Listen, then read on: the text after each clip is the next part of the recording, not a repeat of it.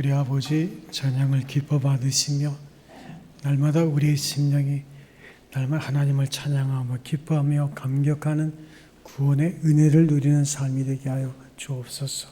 오늘도 주의 성령께서 진리의 말씀 가운데 함께 하시며 우리를 사랑하시는 우리 주 예수님의 이름으로 기도합나이다. 아멘. 어떤 설문조사에서 사람에게 가장 두려운 것이 뭘까 하는 질문을 했습니다. 거기에서 가장 많이 답을 한 것이 죽음과 실패와 파산 그리고 이별이라고 대답했습니다. 이것이 많은 사람들이 갖고 있는 두려움의 감정이라고 생각이 됩니다. 어떤 한 젊은 여성이 말기 암 진단을 받았어요. 수술을 앞두고 그가 친구에게 말합니다. 나는 살고 싶은데 암에 걸렸어. 나는 죽기 싫은데 너무 억울해. 어떤 사람은 적절한 식이요법으로 암을 치유할 수 있다고도 하고 또 어떤 사람은 회개하라고 하는데 어떻게 해야 될지 난 모르겠어. 나는 죽고 싶지 않은데 정말 살고 싶은데 이렇게 두려워하는 것은 하나님에 대한 믿음이 부족해서일까? 그런 말을 했다고 합니다. 지나친 두려움에 휩싸이게 되면 큰 외로움과 고독에 빠지게 됩니다. 이 두려움이라는 감정은 시간이 가면 갈수록 우리를 점점 더 쇠약하게 만듭니다. 그런데 사람은 누구나 인생에서 두려움을 만난다는 것, 이게 문제입니다. 여러분 두려움을 만날 때 그 위기를 여러분은 어떻게 극복하고 있습니까? 우리는 하나님의 자녀입니다. 성경에서 말하는 구원이란 말은 헬라어로 카리스란 말인데 카리스란 말의 어원은 기뻐한다는 뜻입니다. 우리는 믿음의 사람이에요. 어떠한 삶 가운데도 하나님께서 우리에게 기쁨을 주십니다. 영의 사람입니다. 그래서 우리가 위기를 대처하는 방법도 세상에 속한 육의 사람과 같을 수는 없어요. 그러면 어떻게 우리가 처하는 것이, 태도를 취하는 것이 하나님의 자녀된 태도일까? 오늘 우리가 성경 본문을 통해서 배우려고 하는 교훈입니다. 창세기 32장은 야곱의 이야기입니다. 우리 야곱 하면 승부욕이 강한 사람의 심볼로 통합니다. 꾀가 많고 욕심도 많고 악착같고 승부욕이 강한 성격 때문에 그는 나중에는 형의 장자권도 교묘하게 빼앗게 되고 아버지의 축복까지도 이제 가로채버립니다. 그리고 이 일로 인해서 형의 미움을 사게 됐고 형이 자기를 죽이려고 하니까 그 어머니의 도움으로 결국은 집을 떠납니다. 외삼촌 집으로 도망가서 20년의 세월을 보내게 되는데 이 외삼촌 만만치 않은 사람이에요. 그렇지만 거기서 악착같이 노력을 했습니다. 그래서 결국은 그는 거부가 되고 성공을 했고 심지어는 자기 외삼촌의 두 딸을 자기 아내로 삼는데도 성공을 했습니다. 생각해 보면 이 야곱은 마음만 먹었다 하면 못할 일이 없는 사람처럼 보입니다. 욕심과 아주 자신감으로 똘똘 뭉쳐있는 사람이에요. 야곱은 바로 그런 사람입니다. 그런 그가 지금 인생 최대의 위기를 맞고 있는 거예요. 하나님께서 네가 성공하면 고향으로 돌아와라. 그는 창세기 28장에서 처음에는 돌베개 하나만 가지고 그리고 뭐 그냥 하루 정도 먹을 보따리 하나만 가지고 시작했는데 하나님이 하늘의 문을 여시고 그에게 약속하셨어요. 내가 너를 축복할 거다. 그리고 네가 고향으로 돌아올 거다. 그때 야곱이 참 얄궂은 말을 합니다. 그러면 제가 11조를 드리겠습니다. 그렇게 한번 약속했는데 뭐 드렸는지 안 드렸는지 모르겠어요. 그가 지금 하나님의 약속대로 고향으로 돌아오는데 그에게 형 에서가 몹시 마음에 걸리는 거예요. 벌써 20년의 세월이 흘렀는데 형과는 아직도 원수지간이에요. 그런데 보니까 형이 장정 400명을 거느리고 자기를 맞이하러 온다는 거예요. 이건 형이 자기를 용서하고자 하는 생각이 아닌 것 같아. 용서한다면 한 10여 명의 사람만 데리고 와서 맞이해도 될 텐데 400명의 사람을 데려온다? 이거는 전쟁을 벌이자는 얘기거든요. 잘못하면 자기의 재산이 한순간에 다 날아갈 수 있고 내가 죽음을 당할 수도 있구나. 그렇게 되니까 야곱은 밀려드는 공포감에 견딜 수가 없는 거예요. 그가 지금까지 20년 동안 피 흘려 땀 흘려 모은 재산과 처자들이 결단하는 것은 그야말로 시간 문제입니다. 정말 위기 중에 위기가 아닐 수 없어요. 그래서 그는 자기 재산을 2패로 나눕니다. 먼저 2패로 나누고 만약에 한 패를 형이 치면 난 한 패는 도망가겠다. 이렇게 해서 2패로 나눠요. 그리고 그는 기도합니다. 뭐라고 기도할까요? 7절에 보면 이렇게 기도합니다. 야곱이 심히 답답하고 두렵고 답답하여서 11절에 보면 하나님 앞에서 그의 속마음을 이렇게 털어놔요. 주여 내가 주께 기도하오니 내 형의 손에서 에서의 손에서 나를 건져 주옵소서. 내가 지금 고향 땅을 밟기를 원하는 것은 하나님이 약속하신 거 아닙니까? 그러니 하나님 나를 도와달라고. 내가 그를 두려워하면 그가 와서 내 처자들을 칠까 겁냅니다. 이걸 보면 진짜 야곱의 기도는 청산유수입니다. 그 문장을 보면 야곱이 기도에 능한 자인 것을 우리가 볼 수 있어요.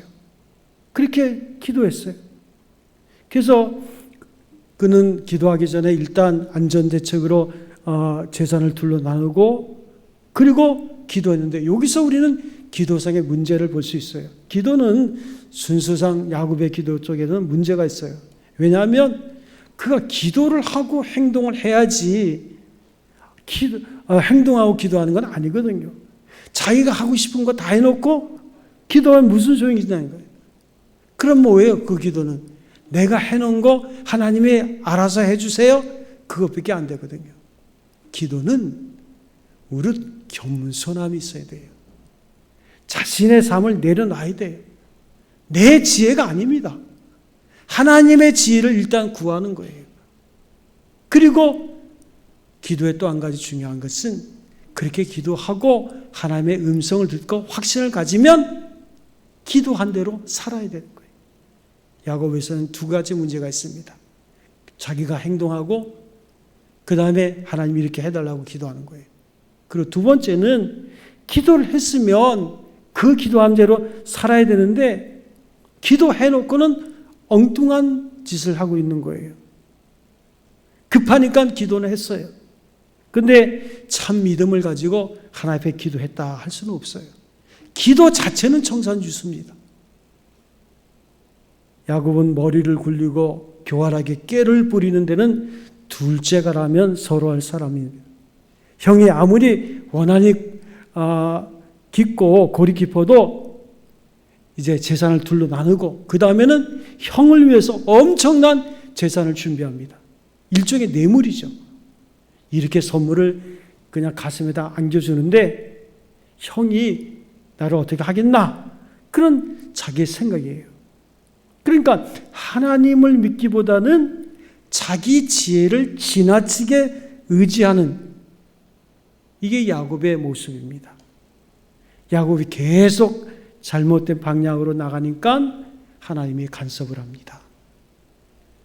야곱은 자기 나름대로 모든 걸 준비하고 기도도 했고 그리고 또다시 선물을 형을 위해서 준비하고 완벽하다 생각하는데 오늘 성경에 보면 야곱이 야복강 나루토에 우두커니 앉아 있어요. 외로이 앉아 있습니다. 왜 앉아 있을까요? 그런데 그 캄캄한 밤에 어떤 사람이 그를 찾아옵니다. 캄캄하니까 그 사람이 누군지 몰랐다가 드디어 날이 새면서 얼굴에 윤곽이 드러날 때 이 사람이 보통 사람이 아니구나 하는 것을 야곱이 깨닫습니다.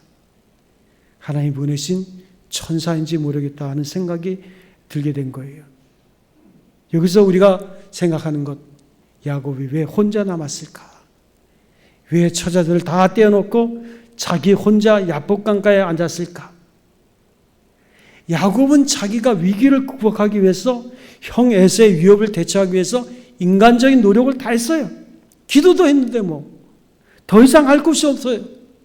그런데도 그 마음속의 공허감과 허무감이 그를 엄습하는 거예요.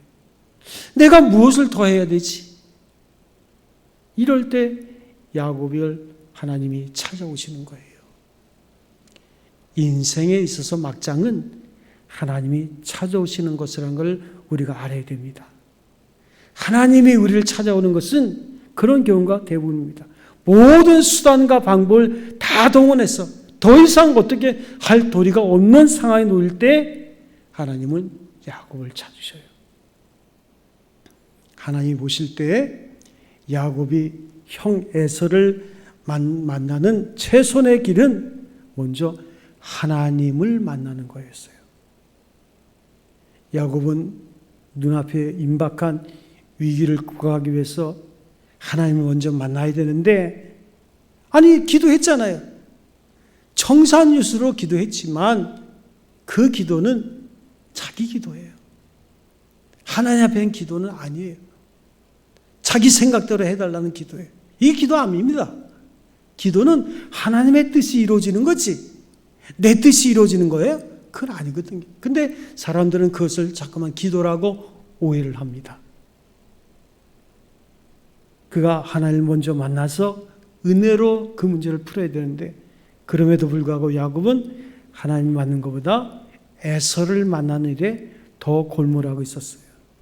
그는 은혜가 문제를 푸는 열쇠라고 여기지 않고 자기의 지혜를 총동원하는 것이 열쇠라고 생각하고 있는 거예요. 사랑하는 성도, 요즘 수요일마다 로마서를 한 5번 했나 봐요.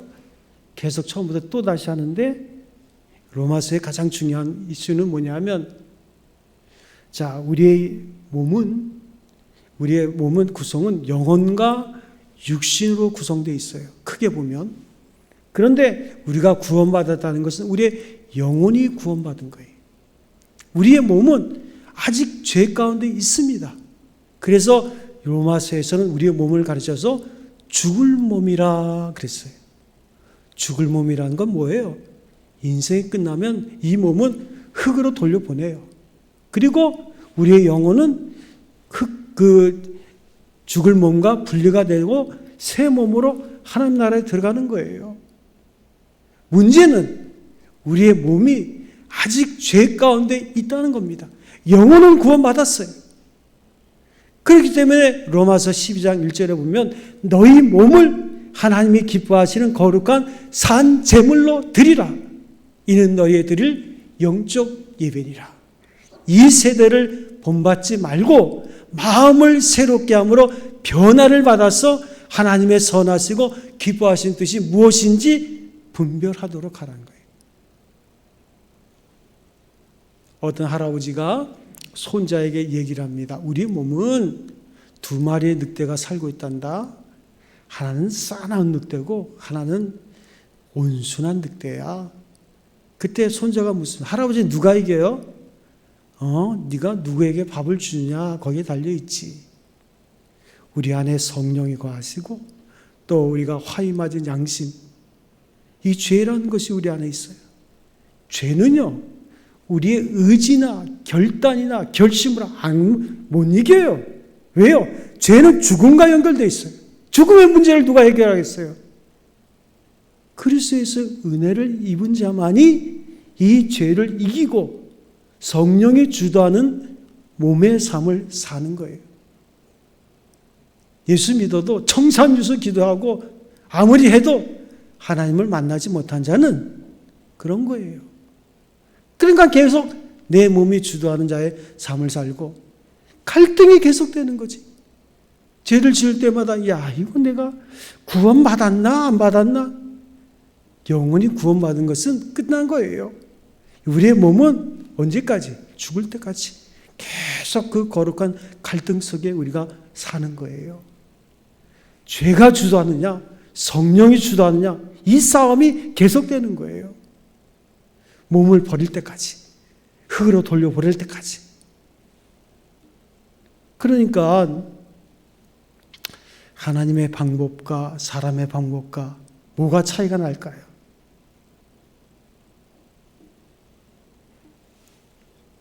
에서라는 위기는 하나님의 손에 달려있는 것이지 자기 손에 달려있지 않다는 것을 알아야 했습니다.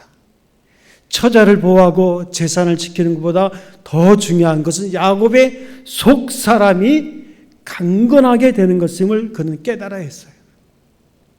속 사람이 은혜로 강건해지면 에서가 두렵지 않은 거예요. 속 사람이 강건해지면 결과적으로 하나님을 의지하는 평안을 유지할 수 있다는 사실을 야곱은 배워야 했습니다. 어떻게 이 값진 진리를 야곱 혼자 터득할 수 있겠어요? 그래서 하나님의 천사가 와서 그와 함께 씨름을 하는 거예요. 여러 시간 동안 씨름하면서 하나님께서 야곱을 보면서 얼마나 가소롭겠어요. 여전히 자기가 살아있는 야곱입니다. 이름 그대로 간사한 사람이에요. 자기를 믿고 자신만만한 사람이에요. 그게 바로 옛사람입니다. 하나님을 알지 못하고 자기의 소신대로 사는 옛사람.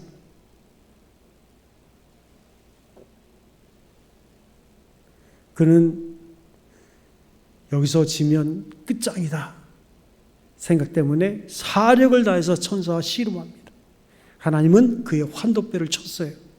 환도뼈는 우리의 몸 가운데서 아주 중요한 엉덩치에 있는 뼈인데 그 환도뼈를 치는 순간 그는 장애인이 됐어요. 위골이 됐어요. 이제 뛸 수도 없어요. 걸어가기도 어려운 상황입니다.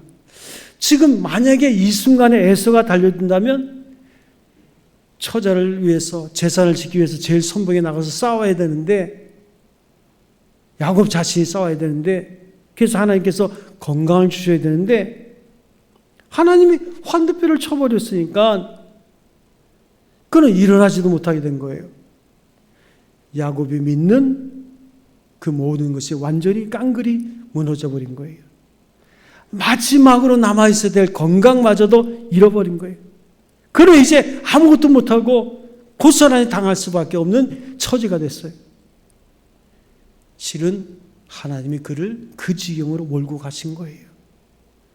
우리는 여기서 심오한 진리가 있다는 것을 깨달아야 됩니다. 이렇게 될 때 드디어 야곱은 씨름하는 사람이 아니라 하나님께 매달리는 사람이 돼요. 지금까지는 누가 이기나 한번 해보자 하고 씨름하는 사람이었어요. 그러나 하나님께서 환도뼈를 칠 때 어린애가 아버지 손에 매달리시듯이 질질 끌려가면서 하나님께 매달리는 사람이 됐어요. 26절에 보면 천사가 날이 세려하니 나로 가게 하라 할 때 당신이 내게 축복하지 않으면 갈 수 없습니다. 아무것도 믿을 구석이 이제 없는 거예요. 그는 하나님의 축복이 지금 절실히 필요해요. 그래서 하나님의 축복하여 주소서 매달리는 사람이 됐어요. 호세아 12장 4절에 보면 이 장면을 호세아는 어떻게 표현하고 있냐면 야곱은 천사에게 울면서 그에게 간구했다 했어요. 우리나라가 6.25 직후 때 교회의 모습은요, 교인들이 오면 울었대요.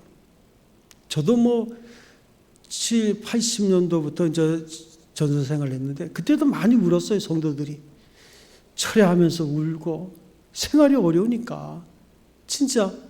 근데 요즘은요 우는 성도는 별로 없습니다. 뭐 기도를 그렇다고 하면서 밤새도록 하는 성도가 있는 그것도 아니죠. 근데 문제는 더 많은 것 같은데 그렇게 하나님을 간절히 만나는 사람이 과연 있나? 울면서 기도하는 야곱이 죽었어요. 꽤 많은 야곱이 꺾인 거예요. 야곱의 자아가 이렇게 완전히 죽은 것을 보시고 하나님의 그의 이름을 바꿔주십니다. 내 이름이 뭐냐? 야곱입니다. 이제부터는 야곱이라 부르지 말고 이스라엘이라 부르라. 자, 이스라엘이란 뜻은 하나님과 겨루어 이겼다는 거예요. 하나님의 왕자란 뜻입니다. 야곱은 죽었어요. 드디어 이스라엘이 됐어요. 옛사람은 죽고 새 사람이 된 것입니다. 자기 께를 의지하는 사람은 꺾이고 오로지 하나님의 지혜와 능력을 바라보는 믿음의 사람이 된 거예요. 그러면 야곱이 진짜 하나님을 이겼을까? 사실은 야곱이 하나님을 이긴 것이 아니라 하나님이 져주신 거예요. 여러분, 어린아이 한 5살짜리 아이가 아빠 나랑 씨름해.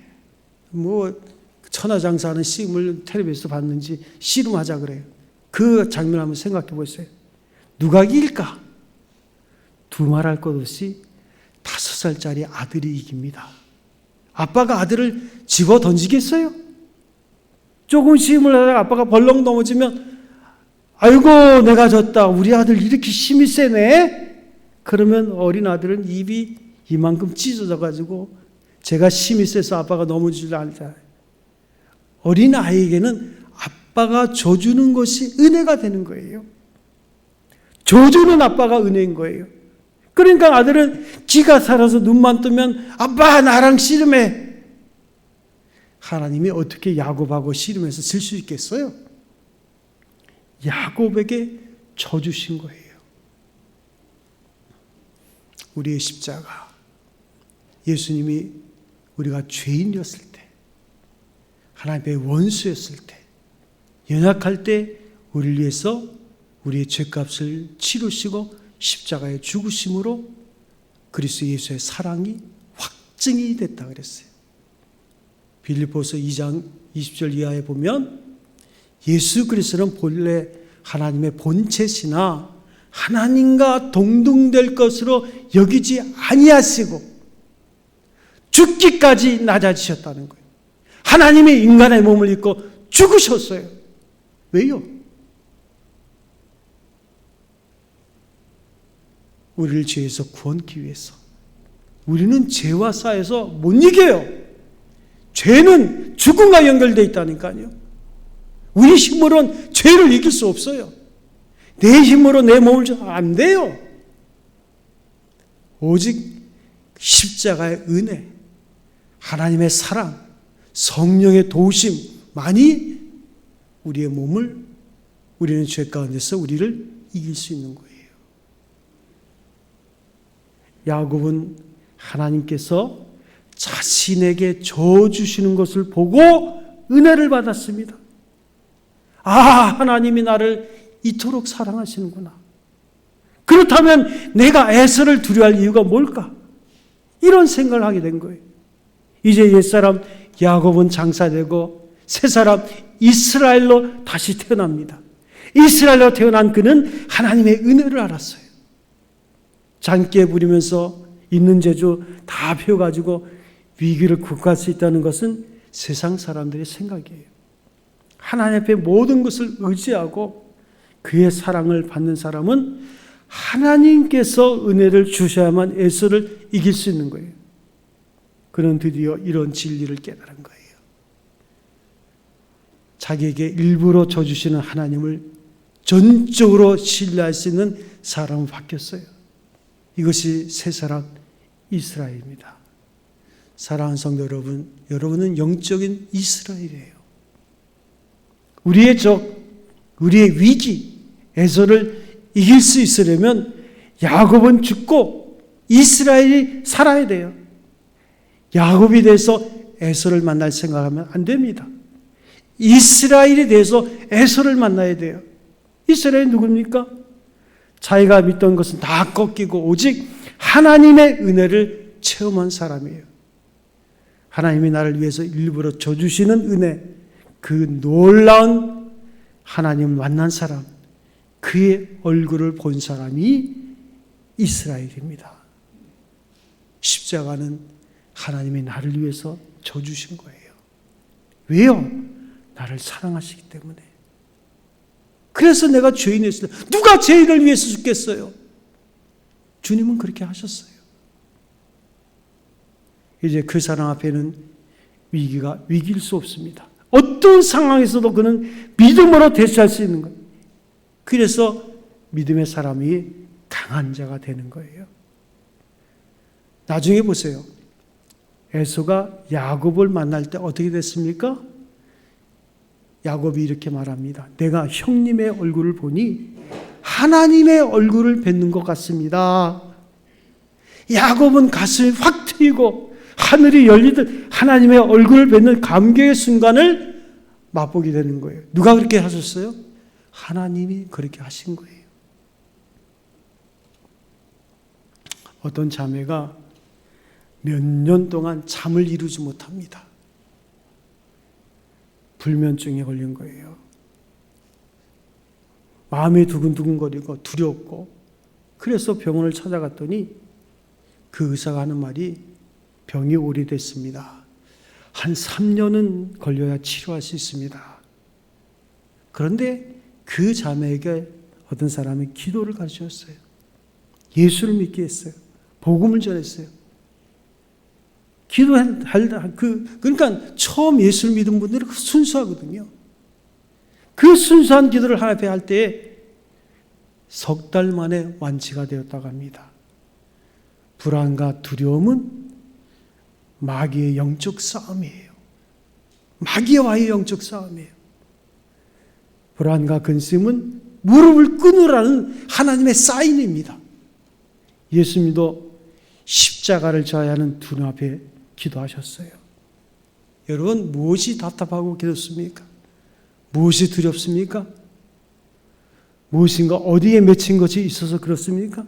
기도했는데도 몸부림쳐도 안 됩니다. 기도는 했겠죠. 근데 하나님은 못 만났어요. 기도는 했겠죠. 그냥 내 기도 들어달라고 하나님께 기도는 했겠죠. 겸손하게 하나님의 지혜를 구하지는 않았어요. 다시 한번 돌아가 보세요.